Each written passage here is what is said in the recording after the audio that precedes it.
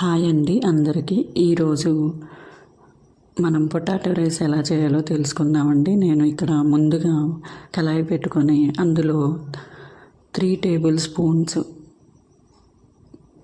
Ground nut వేసుకున్నానండి. ఇవి dry roast చేసుకోవాలండి. చూడండి, పల్లీలను నేను ఇక్కడ డ్రై రోస్ట్ చేసుకుంటున్నాను. ఇవి వేగిపోయాయండి. ఇవి ఒక ప్లేట్లోకి తీసుకొని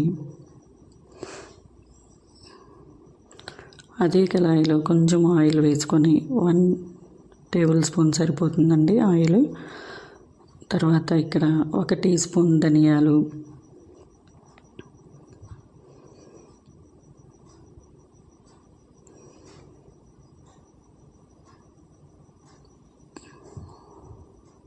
ఒక టీ స్పూన్ మిరియాలు,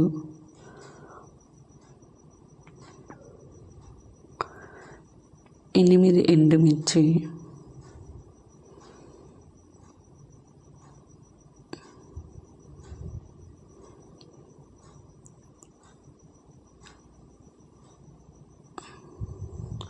ఇక్కడ హాఫ్ టీ స్పూన్ జీలకర్ర కూడా వేసానండి. తర్వాత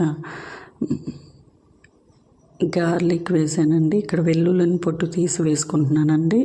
వీటన్ని పచ్చిపప్పు, చనా దాల్ పచ్చిపప్పుని ఇక్కడ నేను 1 టీ స్పూన్ తీసుకున్నానండి. వీటన్నింటిని కలిపి వేయించుకుంటున్నానండి.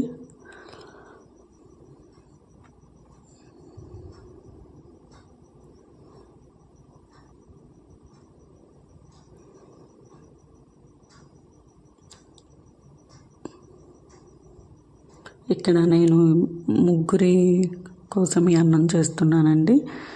అదే మెజర్మెంట్స్ మీకు చెప్తున్నానండి. నేను ఇక్కడ 2 కప్స్ రైస్ తీసుకున్నానండి. తర్వాత నేను ఇక్కడ అవి వేగిపోయాయండి, పక్కన పెట్టుకున్నాను. తర్వాత ఇక్కడ 4 పొటాటోస్ తీసుకున్నాను, 2 ఆనియన్స్ తీసుకున్నాను. వీటిని పీల్ ఆఫ్ చేసి సన్నగా కట్ చేసుకున్నాను.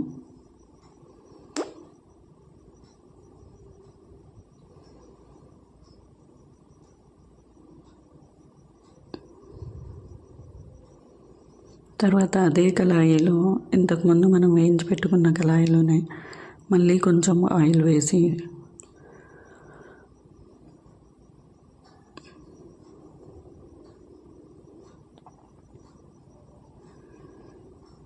త్రీ టేబుల్ స్పూన్స్ ఆయిల్ వాడుతున్నానండి నేను ఇక్కడ. ఇది వేడయ్యాక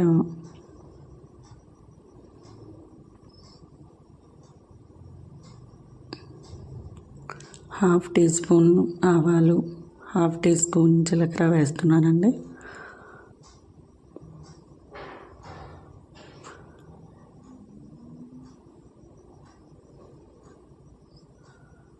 ఇవి వేగిపోయాక ఆనియన్స్, పొటాటోస్ వేసుకోవాలండి.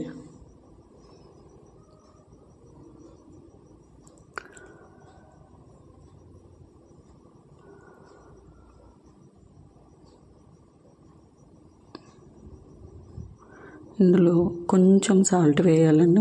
ఎక్కువ సాల్ట్ వేయకూడదండి, మళ్ళీ ముక్కలకు పట్టేది ఎక్కువగా అనిపిస్తుంది సాల్ట్. ఫస్ట్ ఇక్కడ వేయించుకోవడానికి కొంచెం సాల్ట్ వేయాలండి. ఇది కలిపి మూత పెట్టుకోవాలండి. తర్వాత ముందుగా వేయించి పెట్టుకున్న గ్రౌండ్ నట్స్ని నేను ఇక్కడ పౌడర్ చేసుకున్నానండి. దీన్ని ఒక ప్లేట్లోకి తీసుకున్నాను. తర్వాత రెడ్ చిల్లీ, మిరియాలు ఇవన్నీ వేయించుకున్న వాటిని మళ్ళీ నేను ఇక్కడ పౌడర్ పడుతున్నానండి.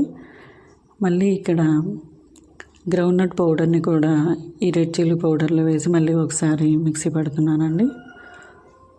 ఇలా చేయడం వల్ల అంతా బాగా కలుస్తుందండి ప్రాపర్గా.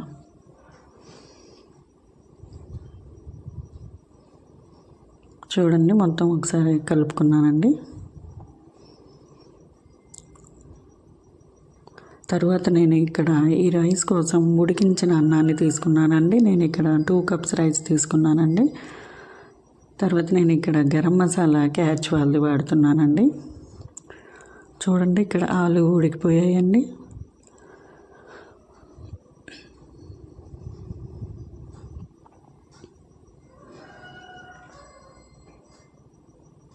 తర్వాత కొంచెం పసుపు వేస్తున్నానండి, పించ్ ఆఫ్ పసుపు. తర్వాత ఇక్కడ నేను 1/2 tea spoon garam masala వాడుతున్నానండి.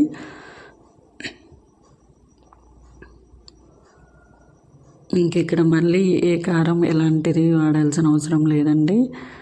Already మనం ఇక్కడ ఎండుమిర్చి మిరియాలు వాడాం కదా, ఆ ఘాటు సరిపోతుందండి. తర్వాత ఇక్కడ నేను ఉడికించిన అన్నం, ఆ పౌడర్ మనం ముందుగా తయారు చేసి పెట్టుకున్న పౌడర్ని ఇందులో వేసి కలుపుతున్నానండి. చూడండి, ఇది బాగా కలపాలండి. మొత్తం కలిపాక 2 నిమిషాలు సిమ్లో ఉంచి తీసేయడమేనండి. అయిపోయిందండి. చూడండి, మన ఆలూ రైస్ రెడీ అయిపోయిందండి.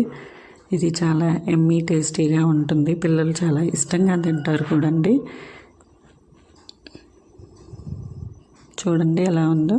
అంతేనండి, మన పొటాటో రైస్ రెడీ అయిపోయింది. ఇది క్విక్ రెసిపీ అండి.